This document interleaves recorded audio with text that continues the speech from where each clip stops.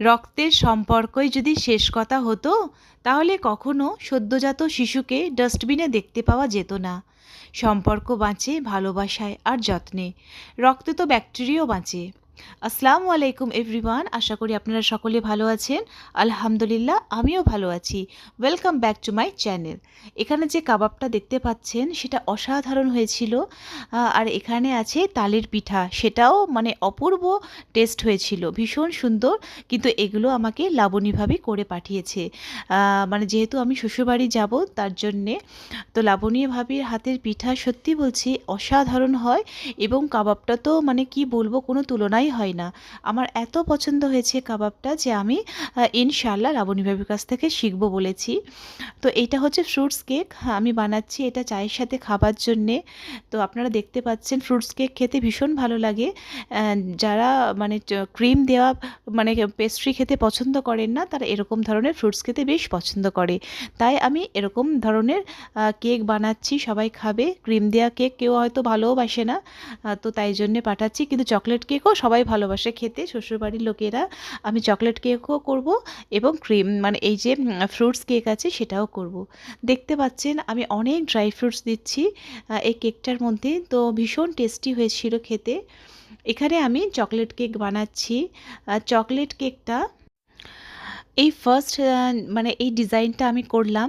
ভেবেছিলাম আমি একটু অন্য টাইপের ডিজাইন করব, কিন্তু ফার্স্ট আর কি এই ডিজাইনটা করলাম, তো তাই ভালোভাবে করতে পারলাম না। ভেবেছিলাম একটা অন্য ফ্লাওয়ার করব, কিন্তু আমার মনের মতো হলো না বলে আমি সেটা মানে কমপ্লিট ঠিকভাবে করলাম না। দুটো তিনটে ফ্লাওয়ার করলাম, তারপর আমি স্টপ করে দিলাম, যেহেতু আমার পছন্দ হয়নি ফ্লাওয়ারটা। আমি একটা করতে গেছিলাম, তো সেটা হয়ে গেছে আর একটা। তো যাই হোক, মানুষ তো মানে ভুল হবে তবেই তো মানুষ শিখবে না। ভুল না হলে কিন্তু কোনো মানুষ শিখতে পারে না। সেটা রান্নার ক্ষেত্রেই হোক আর মানে যে কোনো জিনিসই হোক, যত বেশি মানুষ ভুল করবে তত বেশি মানুষ শিখবে। তো সেটাই আর কি, যে চেষ্টা করলাম, করেছি তো ঠিক আছে, কোনো অসুবিধা নেই। আমি আর কি 4-5টা ফুল করে আমি ছেড়ে দিয়েছিলাম এটা। তো এই কেকটাও আমার মোটামুটি কমপ্লিট হয়ে গেছে, কমপ্লিটের দিকেই প্রায়।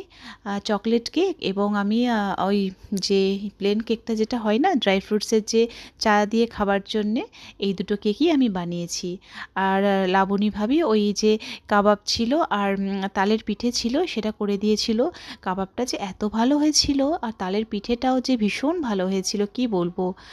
আর এই কেক দুটো খেয়েও কিন্তু সবাই নাম করেছে শ্বশুরবাড়ি। তালের পিঠে খেয়েও সবাই নাম করেছে, কাবাব খেয়েও নাম করেছে, মানে জাস্ট অন্য লেভেল ছিল। সত্যি বলছি, প্রত্যেকটা জিনিসই কিন্তু সুন্দর হয়েছে, খুব সুন্দর হয়েছে।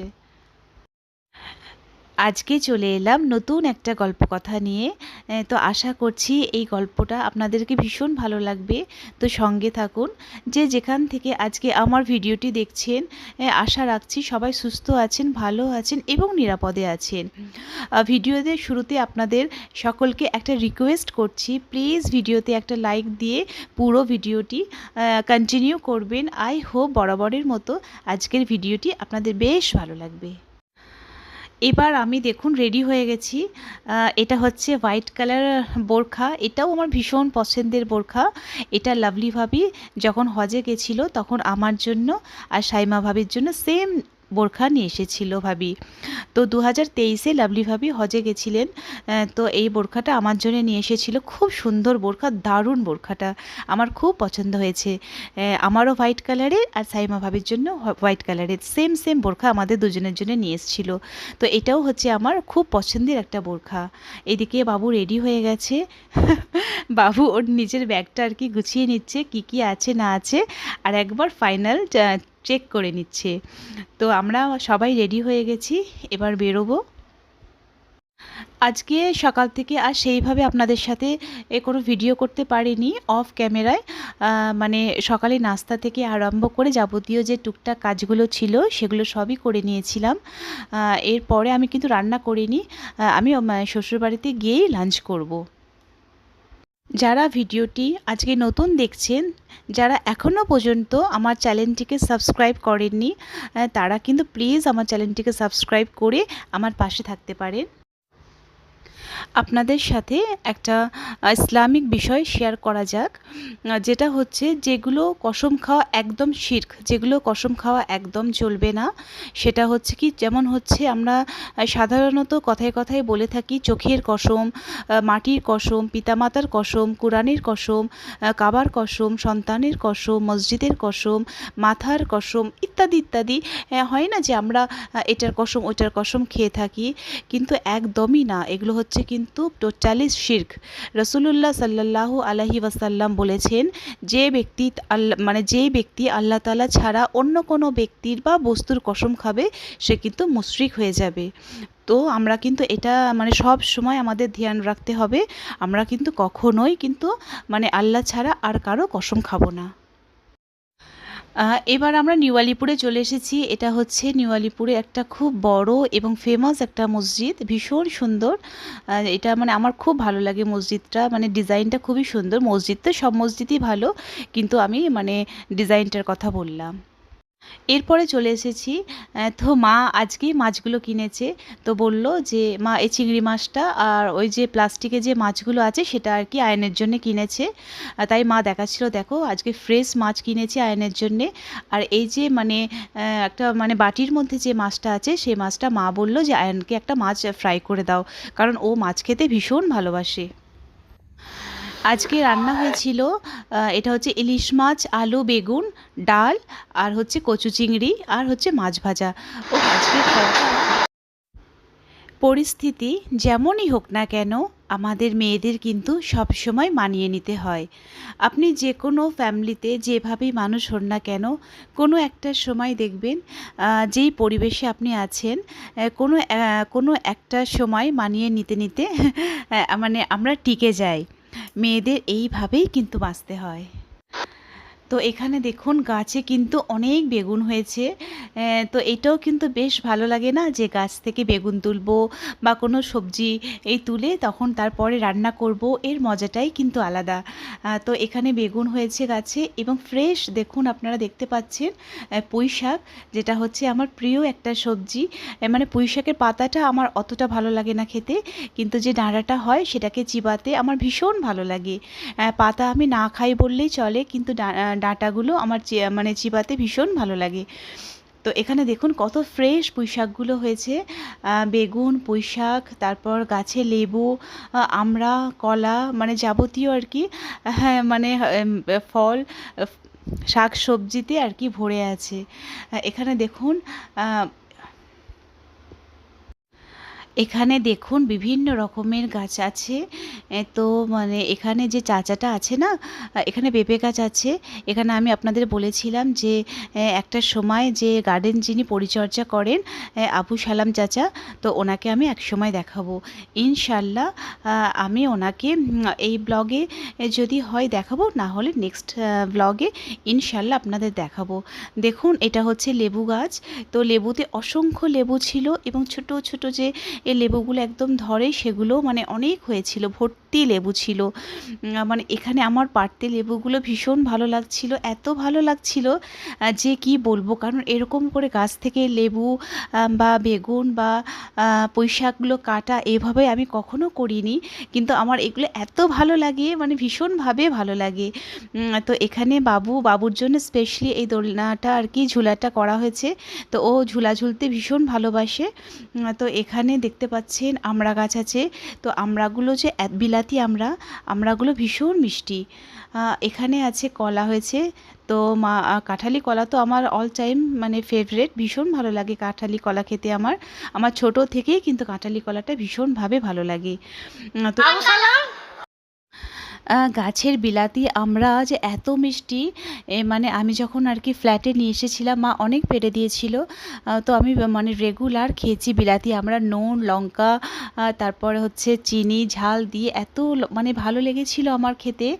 আমি এগুলো তো খেতে ভীষণভাবে ভালোবাসি। যখন আমার বিয়ের কথা হয় তখন যখন আম্মু আব্বুরা সব এসেছিল দেখতে, তখন আম্মু বলেছিল যে কলা গাছ আছে, বিলাতি আমড়া গাছ আছে, সফেদা গাছ আছে। তো আমি তো ভীষণ খুশি যে এগুলো তো আমার খুব ফেভারিট খাবার। তো আমার তো খুব খুব খুশি হয়েছিলাম তখন আমি, যে আমি এগুলো রোজ খেতে পাবো। বিলাতি আমরা তো সাধারণত ওয়েদারটা এত সুন্দর ছিল যে ভীষণ মানে ঠান্ডা ঠান্ডা একটা ওয়েদার, ভীষণ সুন্দর ছিল ওয়েদারটা। আর এখানে দেখুন আমড়াগুলো আপনাদেরকে দেখাচ্ছি, এই যে এত সুন্দর মানে গোটা গাছে ভর্তি আমড়া হয়েছিল। আশা করি আপনারা দেখতে পাচ্ছেন আমড়াগুলো, আমি একটু জুম করে দেখাচ্ছি। দেখুন আমড়াগুলো মানে বেশ কত সুন্দর লাগছে, বিলাতি আমড়া এগুলো। আর এটা কিন্তু ভীষণ মিষ্টি আমড়াগুলো, খুব মিষ্টি। এটা হচ্ছে আমার বেডরুম। যখন আমার বিয়ে হয় তখনই কিন্তু আমি এই রুমটায় এসেছিলাম। তো এই রুমে অনেক স্মৃতি জড়ানো আছে। আমার ছেলে মানে এখান থেকেই আর কি মানে মানে বড় হয়েছে। এর ছোট ছোট স্মৃতি আয়ানের অনেক অনেক আছে। তো ওর ছোটোবেলার যে ভিডিওগুলো আছে এই রুমে তো অনেক ভিডিও আছে।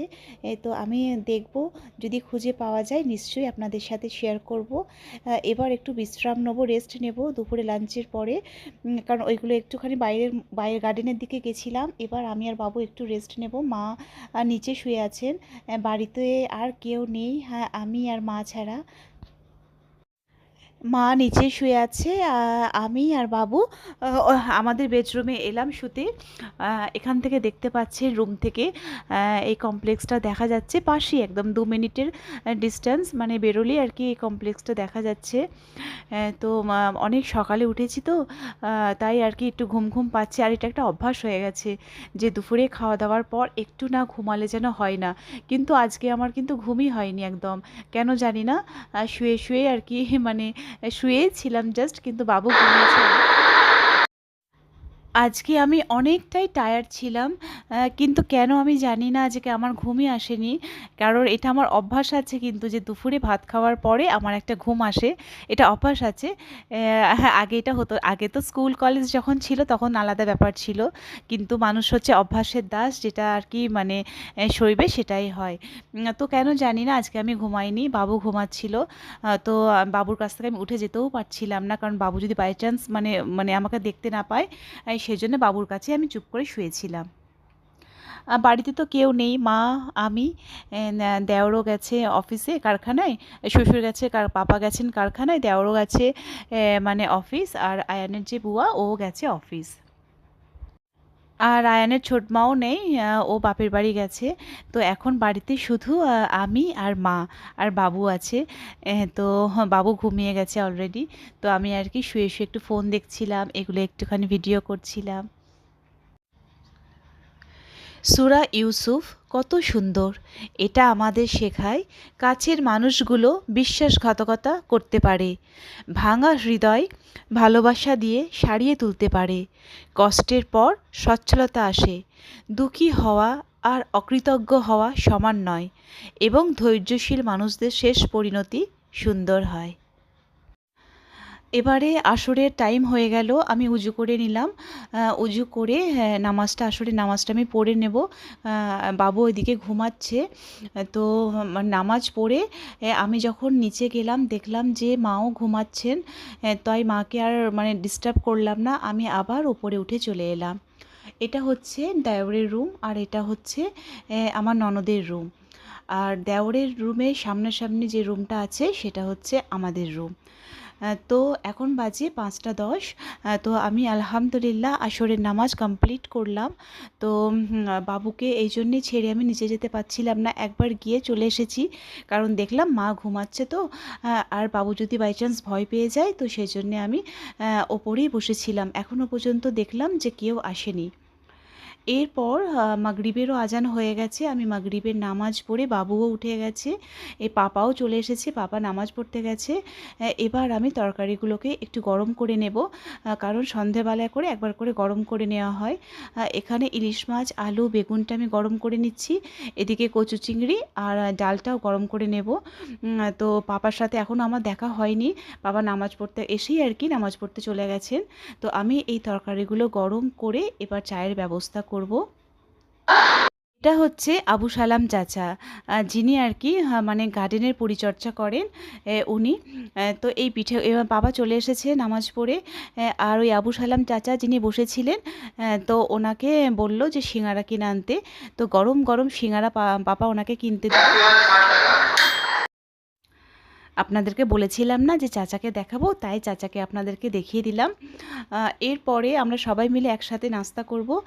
এদিকে যে মাছের মাথার তরকারিটা আছে সেটা হচ্ছে বাইরে 2-3টে কুকুর থাকে, তো তাদের জন্যে এটা রান্না করা হয়।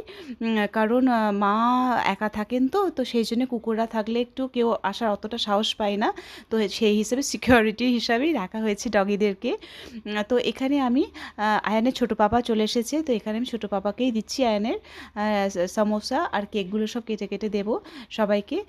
আমি চাও করে